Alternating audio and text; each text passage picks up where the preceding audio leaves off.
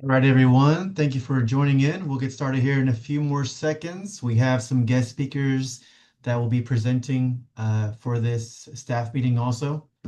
A lot to cover. Don't forget, camera on, you will get paid for it. And if not, you won't get paid for it.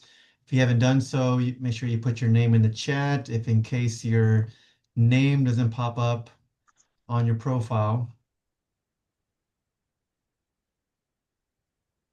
All right, and then we'll go ahead and get started. Starting off with our care commitment is Sarah. Hi. So I would like to give a care commitment based on taking care of our patients, and also kudos for G-Men with this as well. Um, the A5, I used y'all as a pilot floor for the TCU EBP project with the heparin drips, and G-Men was one of the ones that has had both education, the simulation, and the Zoom. And she floated off to another floor that had a heparin drip. And the previous person before her did not use the heparin drip calculator. They just documented stop on the MAR action. And whenever it was time to restart the medication, because it was supposed to be on hold for 1 hour and decrease the rate by two or three, I can't remember the scenario. But anyways, when G-Man did the actions, how I taught her, when she hit the restart, it was given the rate of the previous rate at 20 mils per or 20 units per kilogram per hour when it should have been 17 units per kilogram per hour.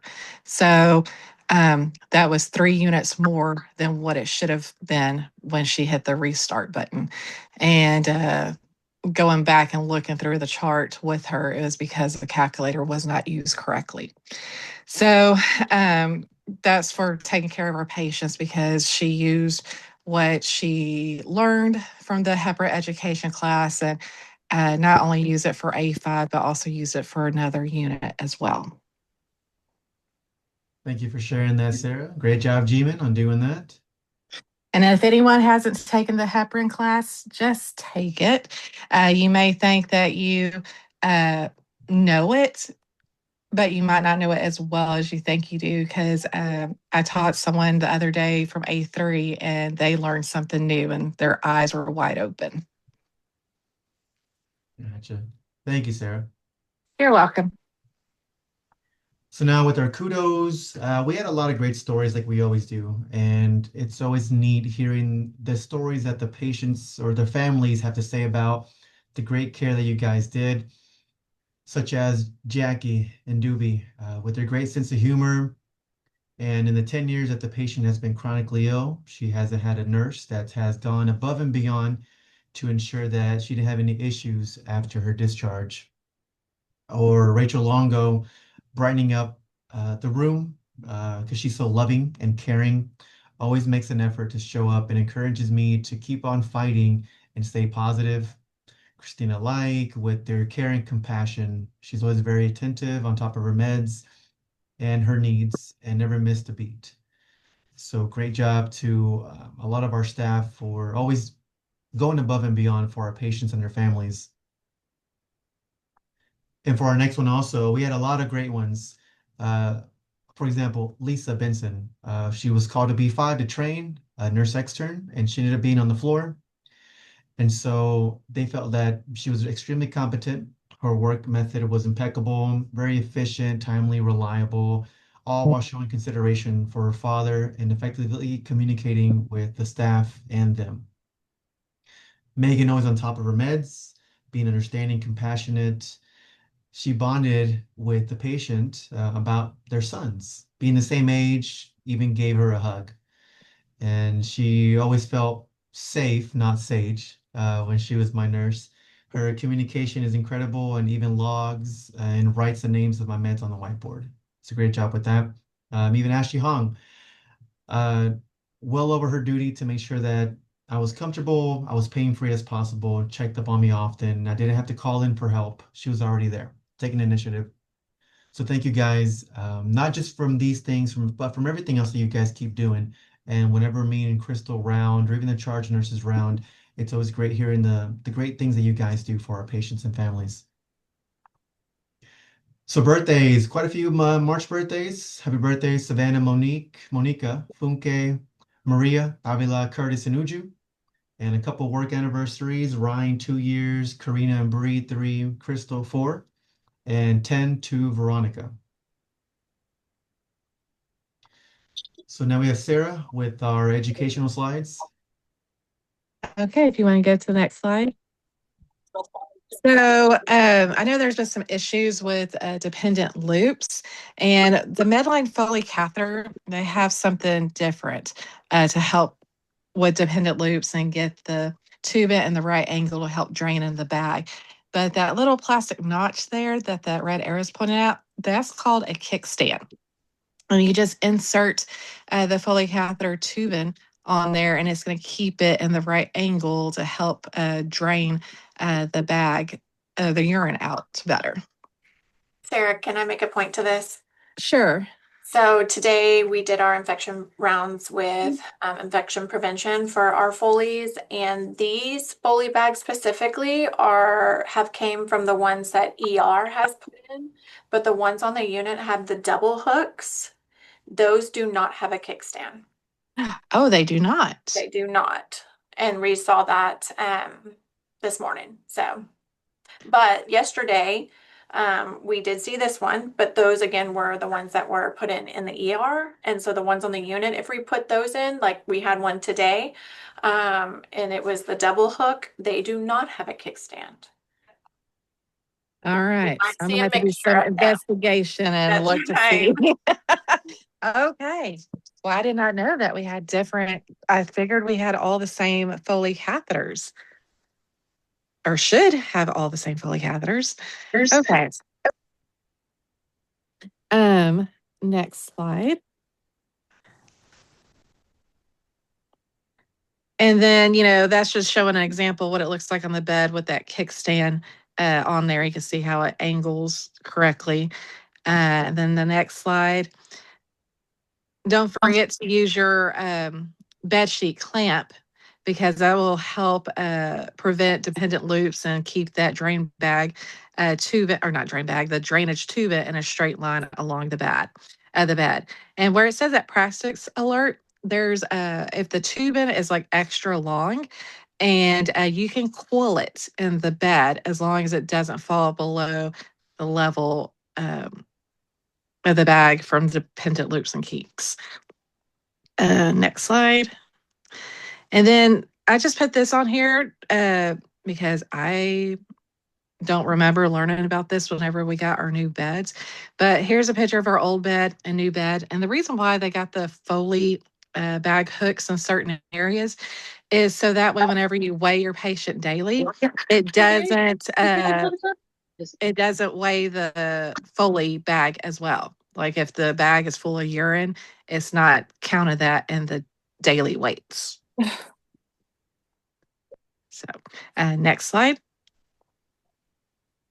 And then save the date for our 2026 annual PCT Skills Day. It'll be June 11th and 12th with those times. And if anyone was hired after October 1st, you're not required to attend. We will have a QR code out soon to where you can sign up for your date and time. Next slide. And then the Code Blue Unplug simulation is coming up next month, so April 2nd. So if anyone's available to do that, be sure you sign up into Methodist University, because you also get a CE credit for that as well. Next slide. For trauma hours, there's a trauma lunch and learn that's coming up. You can do this live in person, or you can do it via Zoom. Just sign up at Methodist University. This is going to be on thoracic trauma, and it's going to be on May 27th from 12 to 1. And that counts as 1 CE, so that's 1 hour towards your trauma hours. Next slide. And then these are our March free CE premieres that are available. And don't forget anyone that's going to renew their license this year. And human trafficking is one of the educations that is mandatory to take for renewal. Next slide. And then the June nurse extern positions should be opening up here next month. If you know anyone or if any one of y'all is in school and you're in your senior level, which means that you graduate in October of 2026, December of 2026, or May of 2027, you are eligible to be a nurse extern. If you don't see any positions open, just talk to Tanya Pena. Next slide. And then a nursing excellence nomination, that's still up and running, but we only got till April 6th. This is where you can brag on your team, you know, rookie of the year, nurse clinical leader of the year, clinical of the year, and whatnot. And also, I forgot to put on here, but we have certified nursing celebration. So all your certified nurses, especially new ones who recently got it this past year, it will be on Monday, next Monday at 7:30. And next slide. And be sure to scan this QR code. You could save it on your phone as a favor or whatever. I do have updated some information on there, especially with preventing dependent loops, because Medline, whenever they had the flyers of education go out, there was a QR code, and there's tips and tricks on, you know, preventing the dependent loops and how to coil the tube in and whatnot. So it's good videos to look at. And that's about it. All right. Thank you, Sarah. Thank you. Mhm. All right. Next up, we have Brett. Are you on here, Brett? I'm here. All Can you right. hear me okay? Uh, Awesome. we can hear you. Okay, awesome. Well, hello everyone. My name is Brett Stanley. I am the Director of Workforce Experience and Alignment at Methodist. I was formerly the Wellness Director, and have been in this role a couple months. So thank you all so much for giving me a few minutes of your time. I am here today to talk to you about text messaging. I'm sure you all have received many emails from me, so apologies in advance. So can I share my screen, if Yep, that's okay? that's fine. Awesome. Okay, so we've gotten a lot of questions about the text messaging campaign that we've been sending out, and so I wanted to just walk everyone through how to um, go through the, oops, share my other screen, to go through text messaging. This is not working. Okay, well, there we go. I'm gonna do it this way. Okay. Can everyone see Workday here? Yes. Okay, great. Okay, so I wanted to just walk through the steps for going through and signing up for text messaging, because there's been a lot of confusion around thinking that you're all signed up, and I know it's quite a process. So I thought I'd walk through this, and then if anyone has any questions or you want me to check on your status, I'm happy to do that. Just as a quick overview, text messaging for Methodist Health System will be about employee text messaging, employee reminders. There are a couple of other Methodist senders out there. So if you're a patient of a Methodist Medical Group, you might get messages from them from the number 61712. That's if you're a patient. That's separate from this text messaging system, which is employee reminders. So for example, updates about benefits, like benefits open enrollment is open.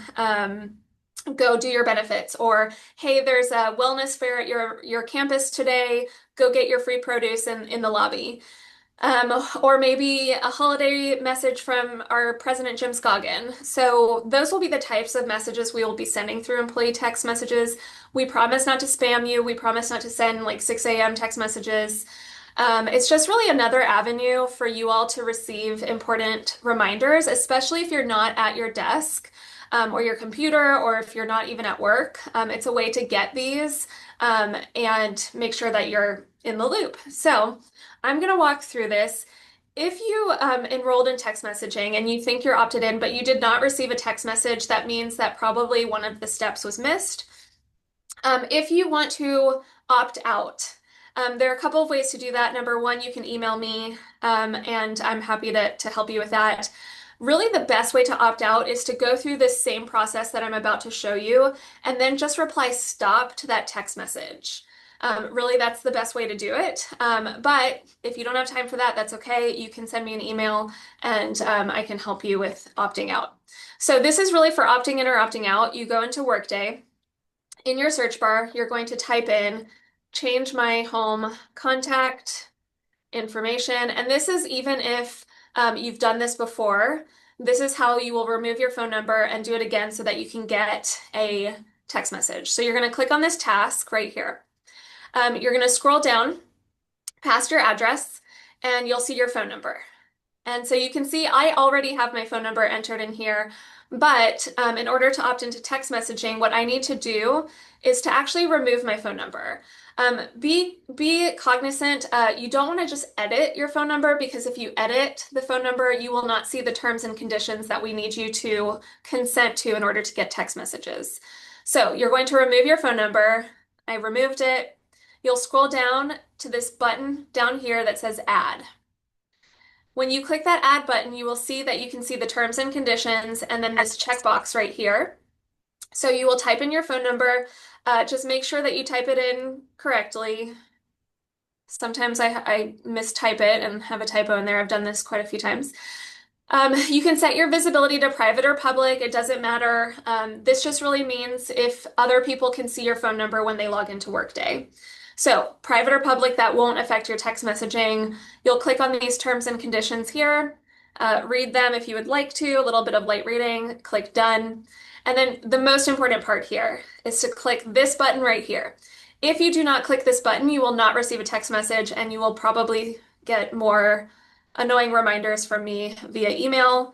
So make sure that this button is selected. Scroll back up, click this checkbox right here to save it. And then your final step is you're going to click this blue button that says submit. So that is the final step. So any questions about that? Again, that is the way to opt in and to opt out. You will do that if you get a text message and you want to opt in, you need to reply yes to that text message. That will opt you in. If you don't reply yes, you will be considered in flight. And it won't be completed.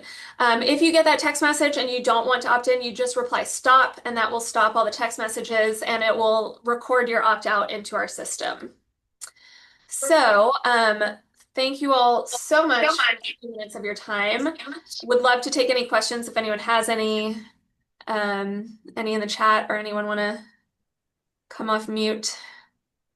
Hey, Brett, I have a question. Is there a deadline when we have to do this by? So we're trying to get all of this done by the end of March, because our first text message will go out probably the first week of April, and that will come from Jim Scoggin. And so we would really love to have this done by the end of March. We will continue sending reminders, and so would love for everyone to get off the list, and especially a smaller list for you, so to not have to follow up with people would be nice, right? So please feel free to email me, to text me. You have my cell phone number, it's in my signature. If you have any questions or you need me to help you walk through anything, please let me know. We're here to help. A couple of things that we're finding people having trouble with. So number one, if you did not receive a text message, but you did the checkbox, what you can do is you can check the spam folder in your text messages. I actually had no idea there was a spam folder in text messages, but if you go to your text messages, there is like a little button at the very top that has 3 lines. You click that and you can click your spam folder and see if the message went there. The other thing people are running into is when they type in change my home contact information, if you have an open dependent task from benefits, it won't let you advance to that next step. So in that case, just send me an email. We'll get a Workday help ticket open for you to make sure we can get that dependent task cleared out so that you can go opt into text messaging. Any questions? Other questions? All right. Well, I'm very grateful for the time. Thank you so much. I'm going to hop off, let y'all have your meeting, but please feel free to contact me anytime, and I'll hopefully see you all soon. Good. Thank you, Brad. Thank you. All right. And if you missed some of the steps there, I will send the directions on how to do it on the weekly update. So it will be on there also in case you need it. Up next, we have another guest speaker, Cassandra, our patient advocate. Hi guys. So can you flip the slide? Thank you guys for having me, and I appreciate the ask. I'm sure this is everyone's favorite topic, as it is mine, is patient belongings and what happens when they get lost. Saul had let me know that these are the questions here on the slide are the main things that come up when this happens for you guys. So I kind of wanted to just go over a few of these things with y'all. What are you responsible for? So according to policy, the biggest thing that you're responsible for is documenting. So upon admission, you should be documenting in the medical record their belongings. Utilize the patient belongings flow sheet. If you miss that, please just put it in a note. I will tell you the documentation is what saves us on this. And unfortunately, it's one of the things that is missed most often when I'm trying to investigate and help the patients and their families with lost property. So my biggest ask is please document what they're coming in with. As detailed as you can is helpful. I will tell you an example of one of the most awesome lists of lost property that I have, or documentation in the chart. I mean, they actually listed what was in the wallet. Like he had a Visa card and he had 220s and he had, and I know that's time consuming. And I certainly, I would love if that could happen, but I just say that to say as much detail as you can give of what they have upon admission is going to be exponentially helpful. I will take whatever you guys can give me. If you put general things just like glasses, if they come up missing, my ask is going to be that if they do go missing, try to get a detail of what they look like, what do the frames look like, things like that, because we are going to have to report it to Lost and Found. And if we just say glasses, unfortunately, that doesn't help very much. So as much detail as you guys can get is extremely helpful. So what I will tell you, Saul, can you go to the next slide? So I wanted to show you guys this. So when I'm doing an investigation of lost property, this is one of the first places that I go to. This is under media in Epic, and this is the conditions of admission that the patient or their representative signs when they come in. I actually use this as ammunition, if you will, when they call me and they're upset about their stuff. But the hospital actually does print this, and so this is what they are made aware of. Unfortunately, one thing I hear is, people don't read all that stuff. Unfortunately, though, that can't be our responsibility. We do have this documented in the conditions of admissions, and I actually reference this when I respond back to them. But it does state that they understand that we do not assume responsibility for safekeeping of any personal property, including jewelry, currency, unless they specifically ask us to secure it. Okay, so now I'm going to go back to the policy. So unless they ask us to secure it, we are not responsible, okay? A couple of caveats to that, though. You've got to make sure that we're documenting. We've got to make sure that we're doing appropriate handoff. Handoff is another huge misstep that I see. If you guys are sending them to another unit, please document what you're sending to the other unit. This happens so much. And I know you guys are super busy, and I appreciate everything that you do. But 2 seconds on this could save a huge disaster later on. But so your documentation is huge. One thing you can do, educate them.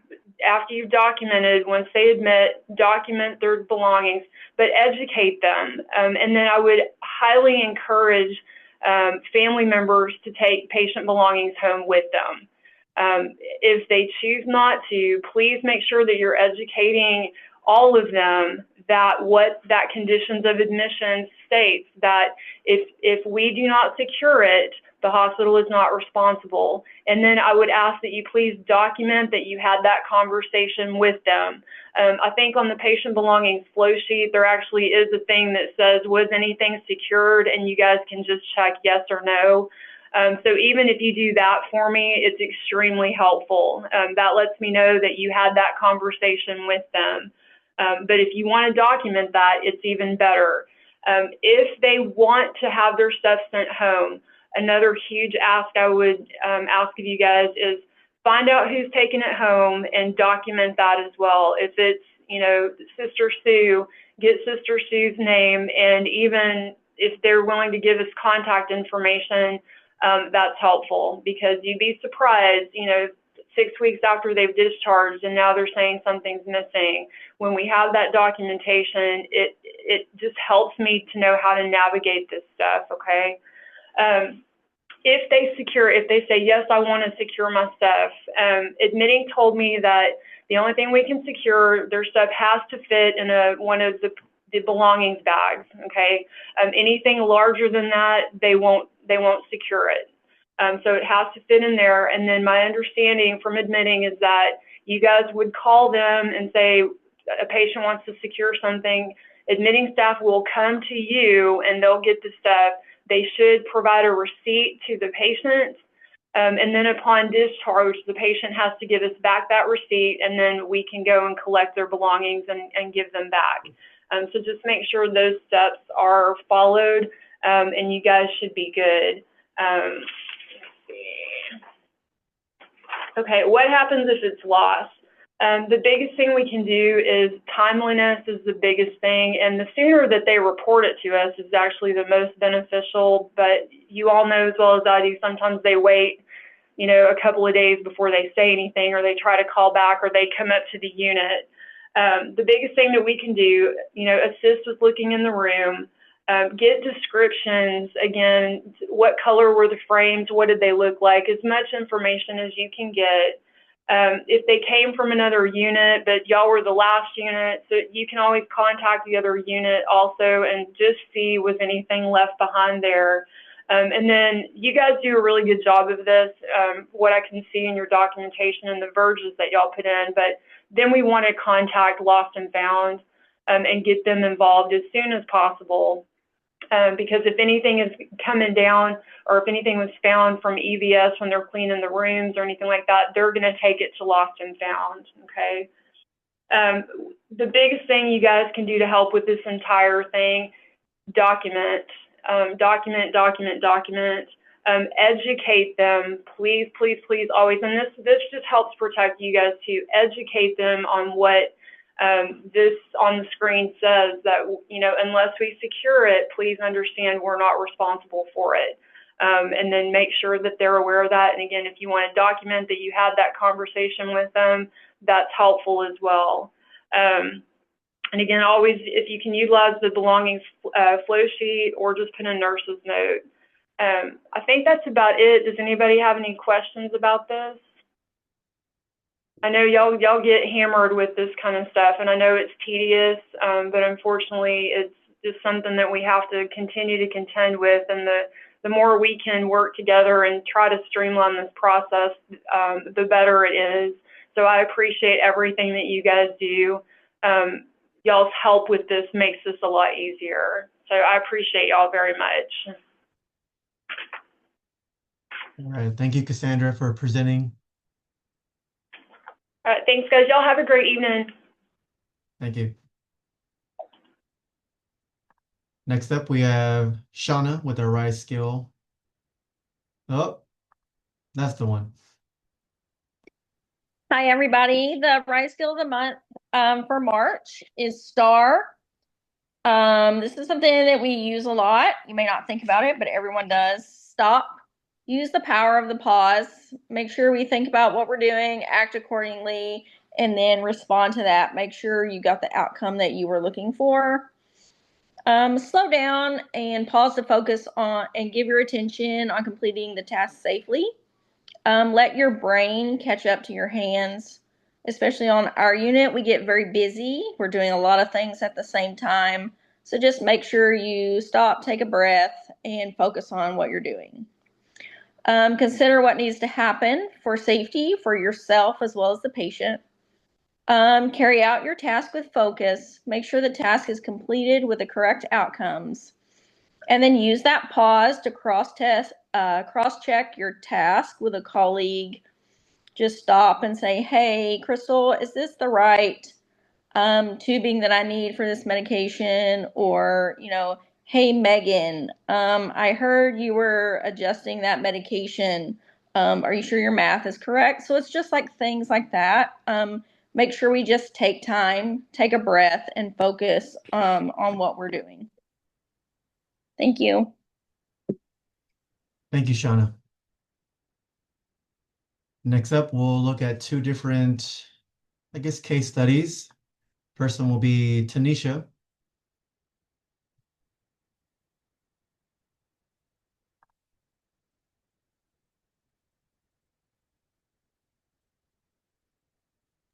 In that bottom corner with the mic. I was like, she's There figuring you out go. the. You got it. Okay, can you guys hear me? Yes, Okay, so my fall, right? Am I correct? correct. Okay, so I think he did it purposely. He called for multiple things throughout the day. He walks the unit, he sits outside his door. So he requested to take a shower. So we got him all set up, but then first he requested to use the restroom. So we took him to the restroom first, and then he used his call light in the restroom and said that he was done. He was ready to get in the shower. So we placed him in the shower, and he requested that we don't stay in there with him, that we leave and shut the door. And I told him to use his call light, when he was read and when he was done. So I get a call from him, and he says if I can come and help him put his clothes on. So when we get to the room, he's next to his bed, nowhere near the shower, and he's laying on his back. So when I asked how did he get from the shower to the bed and use the bed call light instead of pulling the red cord in the shower room, he says that he crawled from the shower all the way to the bed and called. So yeah, then I asked why did he not call, because usually he calls for everything else. He said that he forgot that he wanted to see if he could do it himself or something. Gotcha. Okay. I think you mentioned also he had like socks on and Yeah, he had socks on and he had his towel wrapped around his waist, and laying on his back. But he crawled from the bathroom to his bed yeah, like that. Yeah. gotcha. I know it's one of those difficult things because you said he was walkie-talkie, independent, Yes. all those Yes. things. Yes. Okay. Gotcha. Okay. Anything that you feel like could have been done differently at all?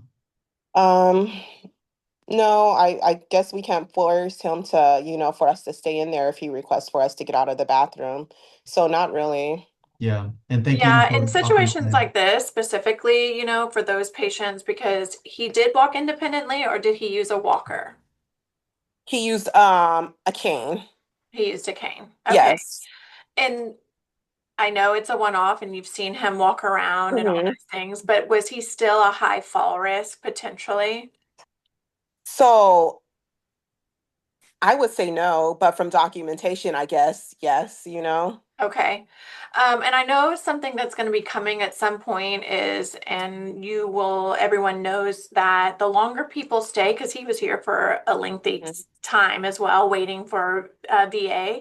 But the longer people stay, the likely they're going to fall. And so that puts them at a high risk too. But a lot of the time when people say, I know this was like a weird situation for you because, you've seen him do all the things and he usually practiced, the safety measures that you had asked him to, Mhm. but sometimes, we just, especially when they use assisted devices, like we should be still staying in the room and just saying, okay, that's fine. Because when there's water involved, now we've got slippery surfaces, Mhm. And so just to let him know, like, I'm keeping the door closed, but I'm changing your sheets and I'm going to stay in here until you're done, Okay. would be my only advice. But yeah, that was a rough one. Okay.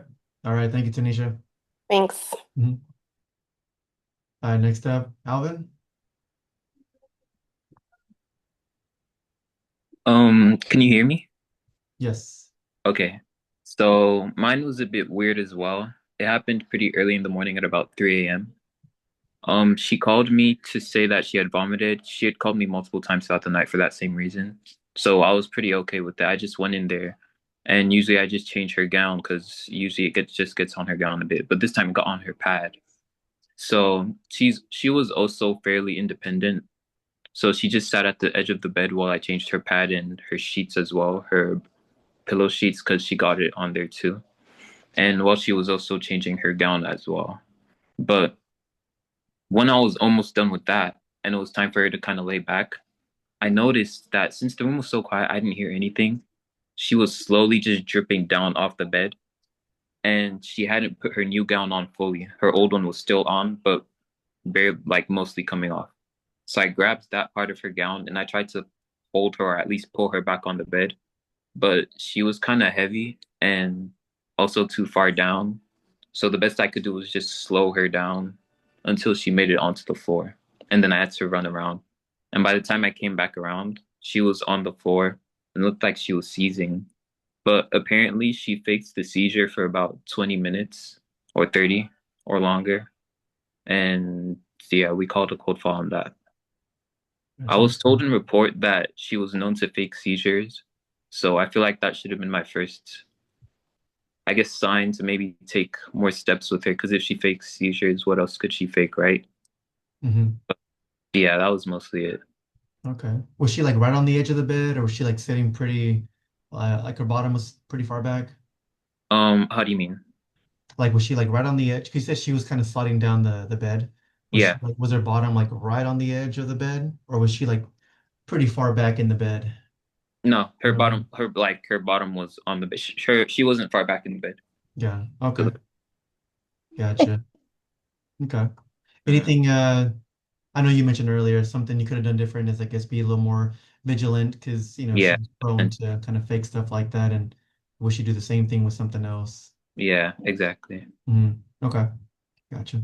All right. Thank you, Alvin. Hmm.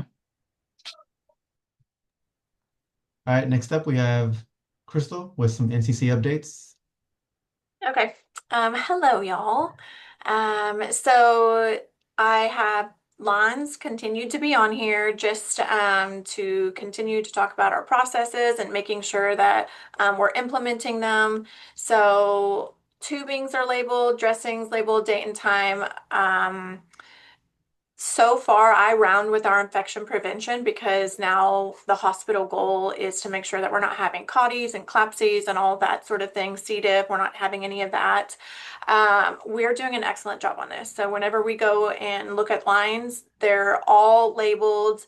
Anytime that there may be some instruction for if dressings are lifting at some point, everyone's receiving that feedback very well. Or, yesterday, Rachel went in and she changed that central line dressing because it had gotten really wet. She didn't wait for anybody to do that. She just went ahead and did it and completed that task so that patient didn't have any more risk. Every second counts.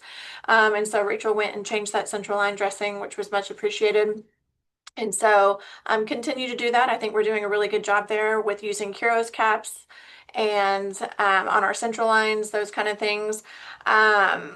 Please make sure that whenever we are on shift and you have a Foley, like right now, I don't know if any of these have left anymore, but we have like a lot of lines just from like hemodialysis and that sort of thing. But make sure that we are communicating as nurses to our PCTs who's getting those done as a priority for our lines and our Foleys of that CHG bath. And but I think we're doing a very good job. And I just want to kudos night shift. You guys are so consistent using the red green cards. Your charges are signing off. I see Tanner's and Kai's signature all the time. For you guys are utilizing those cards. And so I just wanted to give you a kudos on that. And I also want to give kudos to our PCTs whenever I threw at them, you know, we're doing a hygiene checkoff list now and everybody needs to sign off and have a minimum of 4 baths done. You guys are doing so good at that. And I think that patients are feeling better. And I'm not hearing anything about patients not being clean anymore or anybody saying like the beds are dirty. So thank you so much for following that and taking care of our patients. The next thing I want to talk about is PureWicks. So there's a process that was discovered. I kind of love this, but this particular person has started to label their PureWicks on the wings with their initials and the date that they applied it. And that way they know that if they're coming back the next day and they have their same crowd, they can see if these PureWicks have been changed or not. And so I absolutely love that because our PureWicks should be changed every 12 hours or when soiled. And so they kind of had discovered that some people aren't doing it. And this is a PCT that does it. And so nurses like double check, make sure your PureWicks are getting changed when you're assessing your patients because this PCT has created such a great process to me, considering of whenever they apply it. And so PureWicks need to be changed every 12 hours. And then I also saw the containment device. This was labeled by a separate PCT as well on night shift. That they actually were labeling the containment device, and that should be changed every 24 hours as well as the tubing that goes to your PureWick. So PureWicks, the canoes every 12 hours, the device and the tubing every 24 hours, okay? And so PCTs, kudos to you all for coming up with different solutions and making sure that we're taking care of our patients and that these PureWicks aren't being left in, causing more problems than the patient came in with. Another thing I just wanted to say too was that there has been a major improvement with these J-loops on these Foley catheters whenever we do our auditing with infection prevention. And so good job to you all on that. Falls. So for the month of March, we've had 6 falls already. 6 for just March. That's not every month since October, we've had 1. And so please make sure, I think sometimes when we get hyper focused on one thing, we start forgetting all the other stuff. You know, one of those falls was unwitnessed. Tanisha was able to speak to that, but a lot of falls for 1 month and it's only 2 weeks in. So please, let's make sure that we're still following all the processes. We're not leaving our patients, those kind of things. And then the only other thing for falls that I wanted to mention was myself and Curtis had helped me put hooks in the rooms by the bathroom doors. So there should be hooks in every single room, and gate belts should be hanging on every single hook. So when we're setting up the rooms, PCTs or nurses, whoever wants to do it, you guys just go ahead and open those up and put it on the hook instead of just leaving it on the tables or in the bucket that you bring in all the supplies in. It should be readily available whenever we need to get and move our patients. And whenever you guys are moving your patients with these gate belts, please make sure that we are taking them off and hanging them back up on the hooks.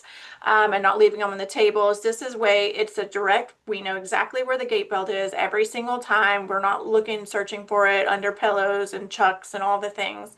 We just form a practice and a habit of hanging it on the hook. If we need, if the hook has broken or fallen off, I have plenty. Shoot me a message or however you guys want to do that and I can go replace them. Emergency call lights. So this has been on Circle Up for the last week now, but emergency call lights in the bathroom should only be used for emergencies. There has been an increased usage in our emergency call lights, which I don't think helps with call light fatigue, and so we're just constantly hearing bells and whistles going off all the time. And so when you hear an emergency light going off, I think we are not so quick to the jump to go help, right? Because we think maybe somebody's in the room with them, what have you. But our patients need to be in eyesight when we're there. And so we should never be directing a patient to be pulling that light because you walked out of the room and you're going to go help somebody else. That just leads to ultimately a disaster, And so if you were hourly rounding, you wouldn't need to be helping two people at one time. Okay. So if you are in dire need and there's two people needing help at the same time, you have PCTs. This goes for you. If you have your nurse to communicate to, you have your charge nurse to communicate to. If it's on day shift, myself or Saul are here to help. There's a lot of people around nursing. If you get a patient up and another patient is calling, same thing. We need to utilize our resources, but we're going to start using the responder. I know leaders in the past have pulled reports that we can look to see how often we are answering call lights, how often the emergency call lights are going off. But this is something that we need to get out of the habit of using because we shouldn't be leaving our patients. They should always be in eyesight, arm's length away type of situation. And so any questions or concerns about emergency call lights? Next slide. Buddy plan. So I think, we're never good at this. But leaving the unit, you need to tell your buddy. Your buddy is in the right-hand corner, the bottom corner of the assignment sheet. They're the ones that, on the code planning, that is your buddy. That is who is there to help whenever if you're leaving the unit for a little bit of time, hey, I'm leaving the unit. Can you help watch my patients? You're going to lunch, if you want to give them your phone. The code team, I already mentioned that's your assignment, but also going off of the buddy plan too. Generally, PCTs, I think you guys buddy up. I don't mind if you buddy up with obviously your nurses as well, but we don't ever leave patients to go to lunch and your patient is insanely soiled. We double check our patients before we leave or do anything or go to lunch and making sure that they're clean and dry, and that way they're not having to sit in their filth for longer than they have to. Okay, because we're just causing more issues with that, as well as patients' families discovering this, and then being upset about it and feeling like we've neglected their family member while they were gone. So please be mindful when we are taking our breaks to make sure that everything is dotted and your T's are crossed before you leave the unit. So documentation on admission. Cassandra already mentioned everything that we needed to talk about there. Just those hearing aids, dentures, phones, wallets, those kind of things. Sometimes people leave them on trays. Please, that goes apart with that education too, whenever you're letting them know they have all these things. But please, if I ever see them, I always go in the room and I tell them like, hey, make sure you never put those on food trays because they'll go in the wash and you ain't never getting them back, and so just be mindful, documentation, that sort of thing. I won't go into more of that because Cassandra already hit all the points. Labs. So here recently we've been getting some verges of just simple things like when our patients have PICC lines, if we can please make sure that we change that to unit collect. And so that we're collecting that, and that way lab's not coming up here and then they're like, oh, they have a PICC line, why am I here, kind of thing, because they be putting in verges for that. And then uncollected specimens. So they're really cracking down and making sure that we're collecting these specimens timely. And so please review your orders on your patients who have sometimes there's duplicate orders, like today with one of our nurses. I messaged them early this morning and just letting them know, like, hey, I see this, there's another urine culture to collect. I said, but I see that it's already been collected. Just call the physician, get it discontinued, however you want to go about that. But please just review your orders every shift and making sure that if there's something that needs to be collected, we do that timely. And if it's a C. diff collection, if the patient isn't having diarrhea, and it's been hours, do we still need to collect it? Like, we need to be critically thinking there.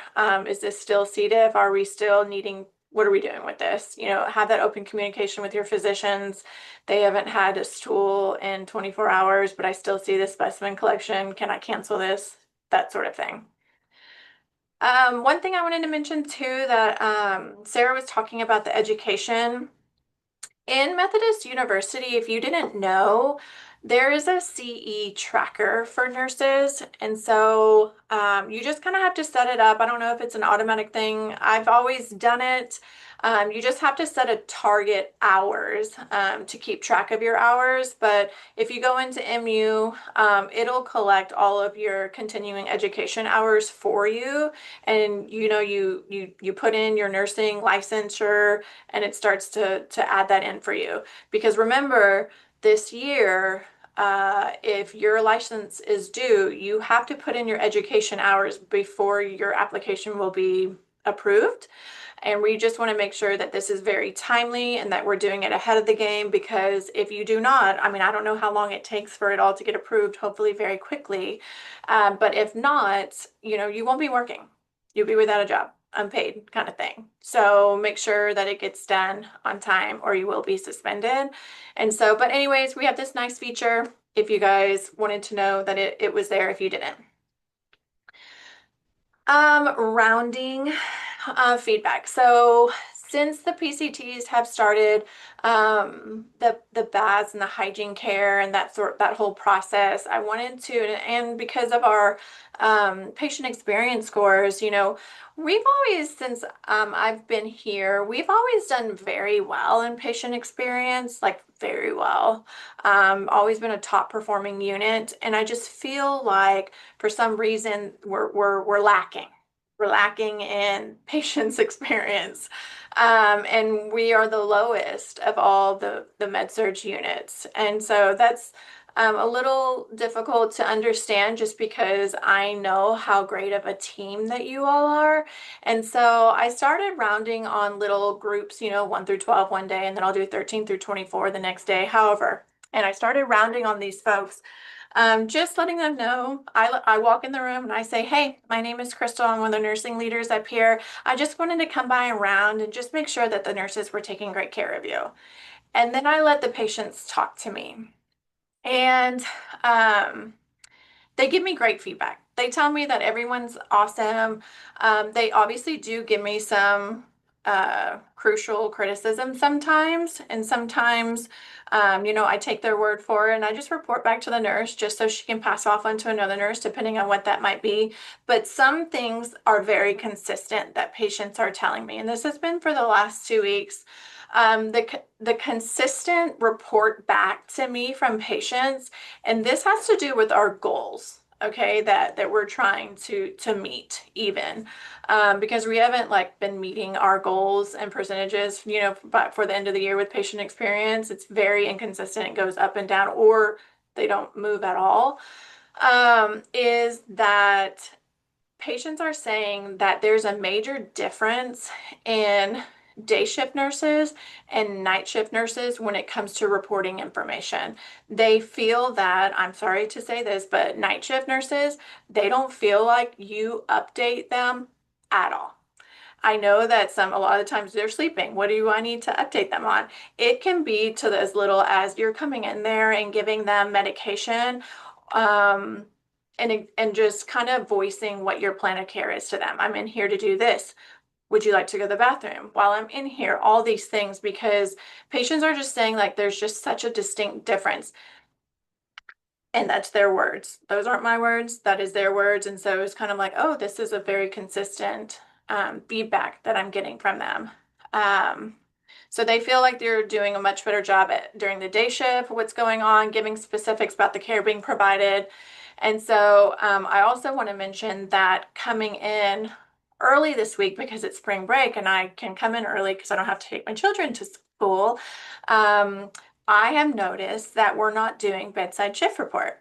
I haven't said anything to you all. I just visually watch it and I can see that we're not doing that. That is a hardcore expectation every single shift. It doesn't matter. You know, you guys give a little report to each other outside the room, but I don't understand why we're not doing that inside the room on every single patient. We're sitting in alcoves, we're sitting at the nurse's station, we're just talking in the hallway. We're not consistently in these rooms giving bedside shift report, which is where patients will hear their plan of care. What happened on the shift? Because that's what you're talking about. And so they're missing that and they need that. That family that's sitting in that room that has spent the night with their family, they want to hear what you have to say. And so please make sure that you are doing bedside shift report. You know, day shift. There are times that I walk into the room and in several rooms and it's still night shift on the board. So we're not even updating the board, and patients have said, I don't even know who my nurse is. That's my night shift nurse. And that's really embarrassing, honestly. I hate to use that word, but sometimes, you know, it's like I don't know what to say to them to talk you up, you know, to correct that, especially if the 2 days prior they were consistently updating it, or maybe not. And that's just what they're used to is like maybe the nurse updates it, maybe they don't, you know. And remember that whiteboard is so important because none of these people go out into the hallways and really go outside. That board is all that they stare at all day long, you know. And so utilize that board with all the care plans, and so that way patients feel like they're included, that way they know what's happening, that way family knows what's happening. But yeah, make it your doodle board and start writing your name on the board. What day is it? You know, because we're getting lost in that. And so the only last thing I wanted to say is lead with a smile. And, you know, it's nothing to walk into a room and have a smile on your face. Even if you're wearing masks, people can see your eyes are lit up, you know. And I know that from experience, being a nurse that worked the floor, is that it improves communication with your patient, it builds trust, and it boosts influence to get them to do what you need them to do, right? And so please, go into your rooms and be intentional. Don't just give medicine just to give medicine. We're giving this medicine to make you feel better, to heal this infection, whatever it might be. You know, explain this to them. Are you having diarrhea from this medicine? Is your stomach upset? Like, are you nauseous? These are common side effects of this med. It's very simple to be human, and have conversations with people because they're feeling a lack of compassion, from some of us. So that has never been a part of the A5 culture. And I would just really like for us to amp it up a little bit and make sure that we're being intentional, we're being compassionate and kind to our patients and their family members because these people are sick. You wouldn't be in the hospital. Some people are in the hospital because they're healthy and they just want attention. But for the most part, these people are sick and we need to take care of them. And we need to do that with kindness and love. And so I just recently put your report card, your patient experience report card on the board in the break room with some little suggestions on there to help improve the scores. And so if you wouldn't mind just taking a peek see at how we're doing versus other units as well. So that's the competitive drive in me. And just see, you know, reflect on yourself on things that maybe you can improve on. But thank you for listening to my spiel, my soapbox, and I know that you guys do a great job. We just need to amp it up a little bit and be reminded, you know, why we do what we do. All right, thank you, Crystal. We still have some people that are missing their birth month. Make sure you complete that. Licenses, ACLS, BLS. We have a new PRN PCT on night shift starting next week on Monday. We're hiring some new PRN PCTs, day shift and night shift. Those positions have been filled. And we're currently hiring for a full-time night PCT. A floating log. So whenever somebody floats, it's usually updated and simpler. Sometimes it doesn't happen. So thank you, Ryan, for creating this cute little binder with a nice form. And that binder is located by the charges desk. So whenever you float, you can use that also to write your name down, when you were floated, where you were floated, so that there's some more accuracy with that. Again, because simpler, sometimes it doesn't always catch it. So this is another foolproof method to do that. Capital, thank you, Curtis. Him and Kaylee were walking around the unit and they were noticing that a lot of where our blue bags go for our linen cards, they're plastic on the top, they're chipped or cracked, so they have like a sharp edge to them. And so we're going to order 24 new linen hampers for the unit. Currently, we are ordering 6. We'll roll those out, and then we'll do 4 more batches of 6 orders. Order 6 is $825. So we'll spend quite a little bit of money on that. We have clamps now also for a lot of the rooms. And if you need one, we probably give some to the secretary so she can pass, or he can pass them out to you guys. If not, I'll have them here too, so that way we can have at least one in every single room. New Rover phone. We recently got one. I know Lynn had it the other day. She absolutely loved it. Tried to steal it from here and take it home with her. It's very nice. It's a lot bigger than the one we currently have now. I think we're going to roll out some of these later. So we'll have those coming up in the future, these new Rover phones. It's just like an updated iPhone.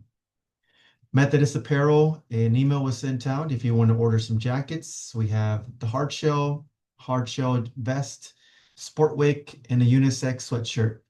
I have some in my office if you want to try some on, and I'll probably leave some with Crystal too, in case I'm not here. You guys can try it on with her. And I'm gonna try to make sure I'm here extra early on night shift several times. So if you want to order some or try it on, you can. All the details are in the email. You have at least 1 more month to make sure that you place an order for that. Back in December, the Silver Fellows, it's a group of staff here in the hospital, directors, bedside nurses, managers. They noticed that our patients that are in observation status are staying for a long time. And A3 and A5, we were a pilot program where we put observation on the whiteboard. And so they received really good feedback from that and really good data. So what they're wanting us to do is place observation on the whiteboard, okay? And they want us to put it on the physician whiteboard. The patient registration folks are going to talk to the patients about what observation status is. Our job is just to put it on the whiteboard. That's all. If they have any questions about anything, they can talk to case manager. They can talk to the physicians about that. That just helps as a reminder for the physician when they go in there that they are in observation status, so they can look into that to make sure that they are able to be discharged sooner than later, or if they don't meet the criteria, to make sure that they put them in as an inpatient. Any questions so far about any of these items? I want to say in the Capitol, you guys are doing a great job taking care of the equipment. We are doing really well. So if we keep it up, I will create another wish list later on, and we can start thinking of items that you guys want to purchase. So if there's anything that comes to mind, send myself or Crystal an email, so that way we can start looking at that. Next up, where are we at with our goals so far? In the red is where we're currently at: responsiveness of staff, explain daily care, patient experience. And so I know we usually harp on this a lot. And a lot of it is we look at this data to see how are we doing with our patients, okay? And so the main thing is, why is this so important? And what are some ways to improve this metric? Well, if we look at where we are across the board, and this is also printed off in the break room, A5 currently is the lowest scoring percentile-wise unit out of the entire hospital. Okay, you can see the unit on each scoring system. I wanted to highlight in the yellow where we are the lowest scoring on. The percentage is decent, but if you look to the left, there's a percentile number. That means how are we stacking? How are we compared to the other systems, the other units? That means we're pretty much in the 5th percentile. That means out of 100, we are on the 5th lowest ranking. There's 95 people or units ahead of us, which is extremely low.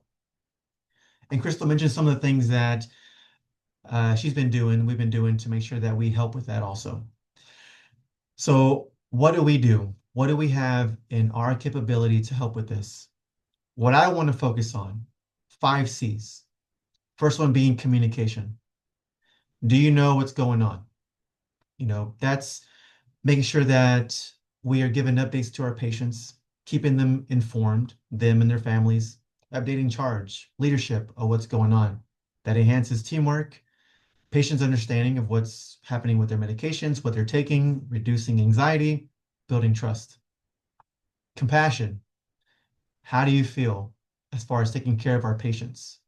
Are you giving out kudos that we see? Are we making those connections? Those kudos that we mentioned earlier, as far as what people have been doing. Do you have the emotional intelligence to see what's going on and put yourself to be in the patient's shoes, to be empathetic? Increases compliance, patients feel heard and they feel understood also. Competence. Are we doing things correctly and how it should be done? Which is the accountability, the red and green cards that Crystal mentioned, as far as what night shift has been doing, Kai and Tanner, and the staff on night shift, making sure that those things are being done. Positive collaboration, documentation, being reliable, all those things promote the accountability, again, teamwork, integrity, respect, the commitment that we are making to this vision, to the culture here on A5. The resiliency, taking initiative, doing a little extra something, smiling, saying thank you. It's a choice to be happy. We come in here with other things happening at home, with our family, significant others, personal life. If we bring it over here to work, it's not a healthy environment. This helps with decreasing turnover, staff retention, increases performance. The consistency, the 5th one. Do you feel like you're doing this every single shift? The bedside shift reports, doing the 5 Ps, purposeful rounding. These are the keys in making sure that we are successful. And so these are the things that when we're going to be rounding with patients and asking these questions, is it happening with our staff? I'm going to be doing one-on-ones with a lot of staff members to make sure that we're providing support. We're understanding the workflow, any kind of challenges, finding solutions to any problems that may be occurring, addressing any gaps, and just check in with you to make sure that we're all buying into the vision, to the culture, to make sure that we're doing what's best for our patients. And so another thing we mentioned, the consistency as far as the bedside shift report. If it's not being done, we want to make sure that it is. So what does that look like? Do we have to be monitoring you guys on if it's being done or not? Checking in, making sure that it is being done by sitting with you guys, walking around the unit, that it is being done. We want to give you the autonomy to make sure that we're doing a good job, not just with bedside shift report, but with all the other things that we are doing. So what does that mean? A lot of times, we're emphasizing, or I think what people struggle with the most, and this is in life, not just in work, is having the discipline to execute on a daily basis. We have a vision of what we want, and it's not just focusing on this thing, but it's everything. But right now, what I want to focus on is getting this number up right here. We've defined what it takes, what we need to do, but do we all have the discipline to make the right decisions? Because I think that's it. Can we do the right thing day in and day out, which is a hard thing to do? And I know we have difficult patients. Ever since we are transitioned to a level 2 trauma, our patient population is different. And we haven't changed, okay? And we all make decisions every single day to either do the right thing or let me deviate a little bit of what I have to do. And so I hope that the choices that we continue to make moving forward, we stay committed on the process to accomplish the vision that we have. So let's stay focused on what we have to do. I'll be doing those one-on-ones with you guys over the next couple of weeks. We'll continue to round with our patients.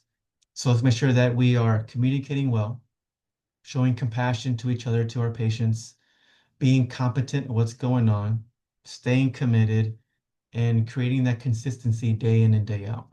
Okay, it's a hard thing. It is a hard thing to do, but I know that we all can do it. Okay. Any questions? Maybe not just about the patient experience or what we're doing, but anything else that's going on. Any concerns or anything that you guys have right now? And if not, whenever we have our one-on-ones, I've already met with a few people today, that could be your time also, to discuss anything going on and what we can do to help also. All right, well, coming on up is UBC. So if you're in UBC, make sure you stay on. Thank you, Shauna, Kayla, for leading and helping direct that. If not, have a good rest of your shift or day also.